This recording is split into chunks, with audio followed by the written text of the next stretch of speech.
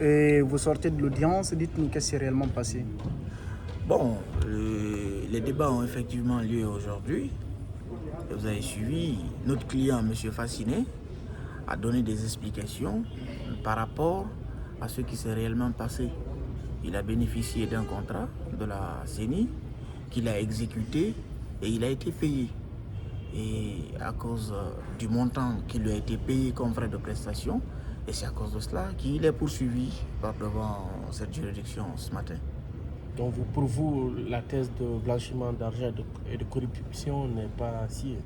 Ça ne tient pas. Vous-même, vous étiez dans la salle. Certes, vous n'êtes pas des juristes, mais vous avez constaté les difficultés avec lesquelles le tribunal même posait des questions. Toutes les questions étaient relatives soit au contrat ou à ceci ou à cela, mais aucune question n'était relative réellement au blanchiment ou à l'enrichissement illicite. Et le parquet également, qui est en charge d'établir l'infraction, ne parvient pas à le faire.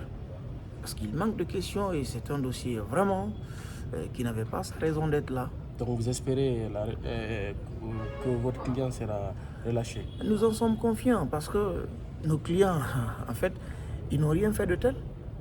Ils n'ont rien fait de tel. Votre client est poursuivi pour complicité ou bien d'être co-auteur? Non, auteur même. Auteur. Ils sont poursuivis pour blanchiment et enrichissement illicite.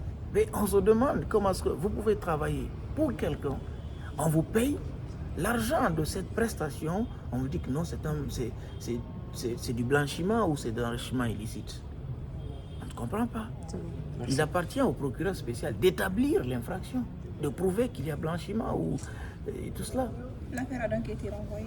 Oui, au 11 mai pour la suite des débats et la comparution de M. Kébé qui est en dehors du pays pour des raisons de santé. Merci. Merci. Voilà, l'audience, les débats sont ouverts aujourd'hui dans ce dossier et le prévenu Fasciné camarade dit n'avoir pas reconnu les faits qui lui sont opposés.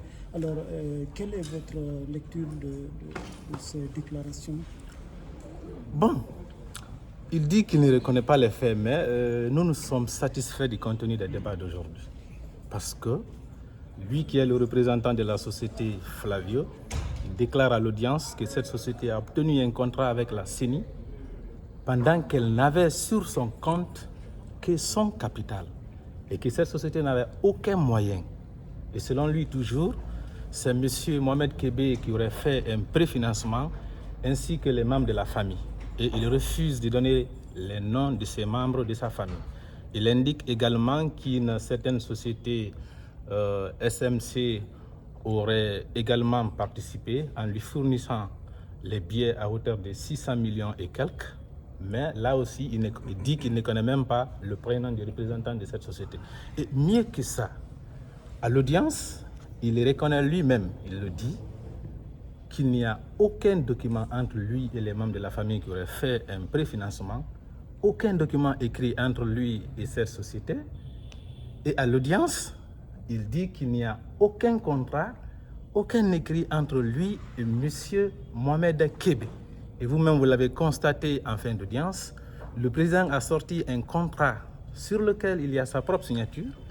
Il nie le contrat, il nie sa signature, et finalement, vers la fin, il finit par dire qu'il reconnaît qu'il y a un contrat entre lui et M. Mohamed Kébé, il reconnaît sa signature. Vous comprenez? Vous voyez cela? Si un prévenu se comporte comme cela, et mieux encore, à l'audience, lui-même, il dit qu'il a fait exprès pour rater sa signature sur le chèque. Mais quelle confiance voulez-vous qu'on accorde à un prévenu qui dit qu'il a fait exprès pour rater sa signature?